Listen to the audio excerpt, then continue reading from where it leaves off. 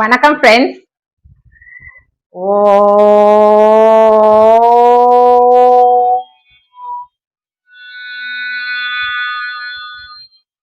நம சிவாய. ஸ்ரீரங்கம் நம்பெருமாளுடைய ஜேஷ்டாபிஷேகத்தை பத்தி நாம இதுக்கு முன்னாடி ஒரு பதிவுல பார்த்தோம். ஃப்ரெண்ட்ஸ், காஞ்சிபுரம் வரதராஜருக்கு ஜேஷ்டாபிஷேகம் நடைபெறுது இதே ஆனி மாதத்துல. ஆனி மாதம் கேட்டை நட்சத்திரத்தன்னைக்குதான் ஸ்ரீரங்கத்துல நம்பெருமாளுக்கு ஜேஷ்டாபிஷேகம் நடைபெறும். காஞ்சி வரதராஜருக்கு பாருங்க, ஆனி மாதம் திருவோண நட்சத்திரத்தன்னைக்குதான் ஜேஷ்டாபிஷேகம் நடைபெறுது. அன்னைக்கு எவ்வளவு பெரிய விசேஷங்கள்லாம் நடந்திருக்கு பாருங்களேன். திருவோண விரதங்கிறதே திருமாலுக்கு உகந்த விரதம். திருப்பதி ஏழுமலையானுக்குமே திருவோண விரதம் தான் சரியான விரதம். இப்படி விரதங்கள் மேற்கொள்ளும் போது திருவோண விரதத்தை தான் சிரவண விரதம் அப்படின்னு சொல்லுவாங்க. சிரவண விரதம் அப்படின்னு சொல்றது திருவோண விரதத்தை தான். இந்த திருவோண விரதம் பெருமாளுக்கு நடைபெறும் போது ஜேஷ்டாபிஷேகம் வரதராஜ பெருமாளுக்கும் வருடா வருடம் இந்த சிரவண நட்சத்திரத்தன்னைக்கு நடைபெறுது. அதனை பற்றி தான் இந்த பதிவுல நாம பார்க்க போறோம்.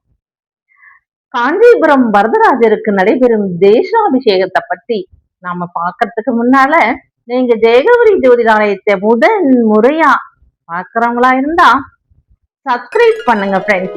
அப்படியே பெல் ஐகானை கிளிக் பண்ணுங்க, லைக் பண்ணுங்க, ஷேர் பண்ணுங்க ஃப்ரெண்ட்ஸ். நான் எப்பொழுதும் சொல்ற மாதிரிதான் ஓம் நம சிவாய அப்படின்னு கமெண்ட் பண்ணுங்க ஃப்ரெண்ட்ஸ். வாங்க ஃப்ரெண்ட்ஸ், ஜேஷ்டாபிஷேகத்தை போய் தரிசிப்போம்.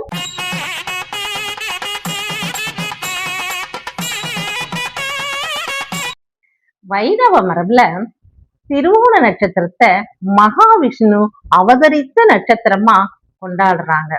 அதுதான் சிரவண நட்சத்திரம் அப்படின்னு சொல்லக்கூடியது.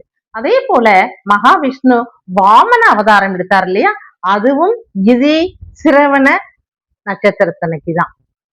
அதே போல காஞ்சிபுரத்துல இருக்கக்கூடிய வரதராஜருக்கு ஒவ்வொரு திருவோண நட்சத்திரத்தில், அதாவது தமிழ் மாதங்களில் வரக்கூடிய ஒவ்வொரு தமிழ் மாதத்திலும் வரக்கூடிய திருவோண நட்சத்திரத்தன்னைக்கு சிறந்த அபிஷேக ஆராதனை வழிபாடுகளும் நடைபெறுகிறது. மிகவும் சிறப்பா கொண்டாடிட்டு இருக்காங்க காஞ்சிபுரம் வரதராஜர் ஆலயத்துல இந்த திருவோண நட்சத்திரத்தை. அதே போலதான் பாருங்க, கஜேந்திரன்கிற யானைக்கு இந்த திருவோண நட்சத்திரத்துலதான் மோட்சம் கொடுத்திருக்க. யானைகளின் தலைவனான கஜேந்திரனுக்கு இந்த திருவோண நட்சத்திரத்தன்னைக்குதான், அதாவது ஆனி மாதத்து திருவோண நட்சத்திரத்தன்னைக்குதான் அவருக்கு மோட்சம் கொடுத்திருக்காங்க கஜேந்திரன் என்ற தலைமைத்துவமான யானைக்கு. அப்படி திருவோண நட்சத்திரங்கிறது அவ்வளவு பெரிய ஒரு நட்சத்திரமாக வைணவ மரபில் திருமாலுக்குரிய நட்சத்திரமாக வச்சு கொண்டாடிக்கிட்டு இருக்காங்க. அப்படிதான் ஃப்ரெண்ட்ஸ், இந்த காஞ்சிபுரம் வரதராஜ பெருமாள் அப்படின்னு சொல்லக்கூடிய வரதருக்கு ஜேஷ்டாபிஷேகம் ஒவ்வொரு மாதமும் ஒவ்வொரு வருடமும் ஆனி மாதம் இந்த திருவோண நட்சத்திரத்தன்னைக்கு நடைபெறுகிறது. ஒவ்வொரு வருடமும் ஆனி மாத திருவோண நட்சத்திரத்தன்னைக்கு ஜேஷ்டாபிஷேகம் நடைபெறுகிறது. எப்படின்னா ஃப்ரெண்ட்ஸ், அதாவது விக்கிரகங்களுக்கு மூலவராகட்டும் உற்சவராகட்டும் எல்லோருக்குமே அந்த விக்கிரகங்கள் அத்தனைக்கும் சாத்தப்படக்கூடிய தங்க கவசங்கள், நவரத்தினங்கள் மற்றும் மாலைகள் அத்தனையுமே அப்படியேதான் இருக்கும். தினமும் அவற்றை களையறதில்ல, அதை அப்படியேதான் போட்டிருப்பாங்க வருடம் முழுக்க. இந்த பெரிய ஜேஷ்டாபிஷேகம் சொல்லக்கூடிய இந்த நாள்ல தான் அந்த நகைகள் அத்தனையும் களையப்படும். மூலவருக்கும் நகைகள் அத்தனையும் களையப்படும். தங்க கவசங்கள் சாத்திருப்பாங்க, அந்த தங்க கவசங்கள் அத்தனையும் களையப்படும். நவரத்னங்களாலான மாலைகள், அவருடைய கிரீடங்கள் எல்லாமே, காப்புகள் அத்தனையும் களையப்படும். அப்ப தேசாபிஷேகத்தை மட்டும்தான், தேசாபிஷேகத்தோ இருக்கக்கூடிய அன்னைக்கு மட்டும்தான் உற்சவரை நம்ம முழுமையா காண முடியும். அவருடைய அருளையும் பெற முடியும். வருஷம் முழுக்க எப்படி இருப்பாங்க? தங்க கவசம் சாத்திண்டு, நகைகள்லாம் போட்டுண்டு, நவரத்தினங்கள்லாம் போட்டுண்டு, கிரீடங்கள்லாம் வச்சுண்டு அப்படித்தான் இருப்பாங்க. அவருடைய சுய ரூபத்தை பார்க்கணும்னா இந்த தேசாபிஷேகத்தை அன்னைக்குதான் பார்க்க முடியும். மூலவர் வரதருக்கும் இருக்கக்கூடிய தங்க கவசங்களை நீக்கிடுவாங்க.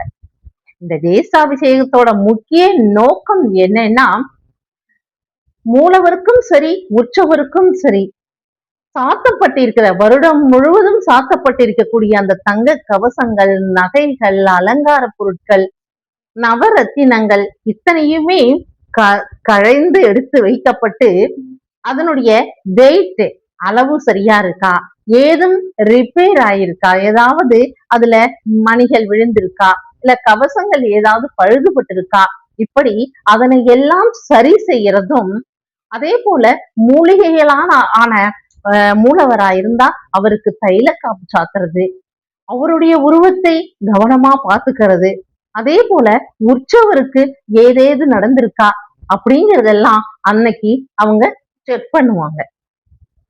அதாவது கோவில் நிர்வாகமும் அர்ச்சகர்களும் சேர்ந்து இதனெல்லாம் பண்ணுவாங்க.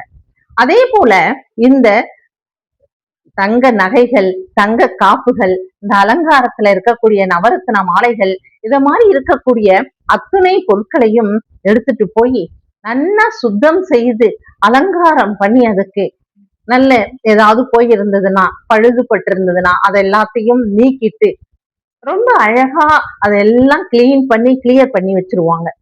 எப்ப அப்படின்னா அன்னைக்கு அதாவது காஞ்சிபுரம் வரதராஜ பெருமாள் கோவில்ல என்னைக்கு ஜேஷ்டாபிஷேகமோ, அதாவது ஆணி திருவோணத்தன்னைக்கு ஜேஷ்டாபிஷேகம், அந்த ஜேஷ்டாபிஷேகத்தன்னைக்கு காலையில இந்த நகைகள் எல்லாம் கலைஞ்சிருவாங்க. மூலவருக்கும் சரி உற்சவருக்கும் சரி. பேரருளாளன் அருளாளன் அப்படின்னு சொல்லக்கூடிய உற்சவர் பெருமாளுக்கும், பெரிய தேவி அப்படின்னு சொல்லக்கூடிய உற்சவ அம்மனுக்கும் இருக்கக்கூடிய அத்துணை நகைகளையும் அவங்க அன்னைக்கு கலைஞ்சிருவாங்க. கலைஞ்சிட்டு அதனை கொண்டு போய் பழுது பார்ப்பதும், ஏதாவது பழுது இருந்தால் சரி செய்வதும், அதனை சுத்தப்படுத்துவதும் முக்கியமான வேலை. அதே போலதான் மூலவர் வரதராஜர் அணிந்திருக்கக்கூடிய அத்துணை தங்க கவசங்கள் நகைகளிலையும் சேர்ந்தாப்புல ஒரு சேர கலைஞ்சிருவாங்க. கலைஞ்சு எடுத்து வச்சுட்டு அதே சமயம் இங்க ராமானுஜர் தீர்த்த கைங்கரியம் பண்ணினார் இல்லையா, அந்த செவிலிமேடு பாலாற்று சாலையில இருக்கக்கூடிய கிணத்துல இருந்து அர்ச்சகர்கள் மங்கள வாத்தியம் முழங்க யானை மேல தீர்த்தத்தை எடுத்துட்டு வருவாங்க. எல்லாம் ஒரு சேர நடக்கும் பாருங்க. தீர்த்தத்தை எடுத்துட்டு வரதராஜர் கோவிலுக்கு வருவாங்க. இங்க இவங்க வர்ற டைமும் அங்க அவர்கள் நகைகளை சுத்தம் செய்யும் அந்த நேரமும் ரெண்டும் சரியா இருக்கும் பாருங்க. அப்படி அந்த நகைகளை எல்லாம் சுத்தப்படுத்தி எல்லாம் எடுத்து வைத்து விட்டு இங்கே அந்த உற்சவ பெருமாள் இருக்கார் இல்லையா, பேர் அருளாளன்னு சொன்னேன் இல்லையா, பெருந்தேவின்னு சொன்னேன் இல்லையா, அந்த பேர் அருளாளனுக்கும் பெருந்தேவிக்கும் இங்க பால், தயிர், இளநீர், இன்னும் என்ன பொருட்கள் இருக்கிறதோ வாசனை திரவியங்கள் எல்லாவற்றாலும் இன்று அபிஷேகம் நடத்துவார்கள். யாருக்கு? பேரருளாளன் சொல்றேன் இல்லையா, உற்சவ பெருமாளுக்கு இத்தனை அபிஷேகங்களும் நடக்கும். அவங்க அந்த ராமானுஜர் கைங்கரியம் பண்ணிய அந்த தீர்த்த கைங்கரியம் அங்கிருந்துதான் பண்ணியிருக்காரு வரதராஜருக்கு ராமானுஜரும். அங்கிருந்தே இவங்க தீர்த்தம் எடுத்துன்னு வராங்க. அதே கிணற்றில ராமானுஜர் தீர்த்தம் எடுத்த அதே கிணற்றில இருந்துதான் இவங்க தீர்த்தம் எடுத்துட்டு வராங்க அந்த அர்ச்சகர்கள். வந்து இங்க இந்த பேரருளாளனுக்கும் பெருந்தேவி அம்மையாருக்கும் இங்க அபிஷேக தீர்த்தங்கள் எல்லாமே நடைபெறும், வழிபாடுகள் நடைபெறும். எல்லா விதமான வாசனை பொருள்களாலும், பால், தயிர், தேன், இளநீர் இப்படிப்பட்ட குளிர்ச்சியான பொருள்களாலும் கொண்டு வந்து தீர்த்தத்தாலும் அபிஷேகங்கள் குளிர குளிர குளிர உற்சவ பெருமாளுக்கு நடைபெறும்.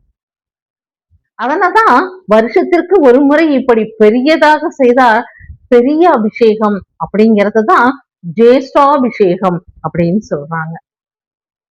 இப்படி எல்லாமே செய்யப்பட்டு இதெல்லாம் முடிக்கும் இவர்கள் அபிஷேகம் செய்து முடிக்கும் நேரமும் அங்கே அவர்கள் நகைகளை சரி பண்ணும் நேரமும் ஒரே மாதிரி இருக்கும். அதனால மூலவரை காலையில இருந்து நாம தரிசனம் பண்ண முடியாது. ஜேஷ்டாபிஷேகத்தன்னைக்கு வரதராஜ பெருமாளை மூலவரை நம்ம தரிசனம் பண்ண முடியாது. நட சாத்தி தான் வச்சிருப்பாங்க பாருங்க.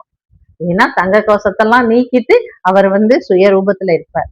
இங்க உற்சவ பெருமாளை நம்ம நன்னாவே தரிசிக்கலாம், அபிஷேகத்தை பார்க்கலாம், எல்லாமே பண்ணலாம்.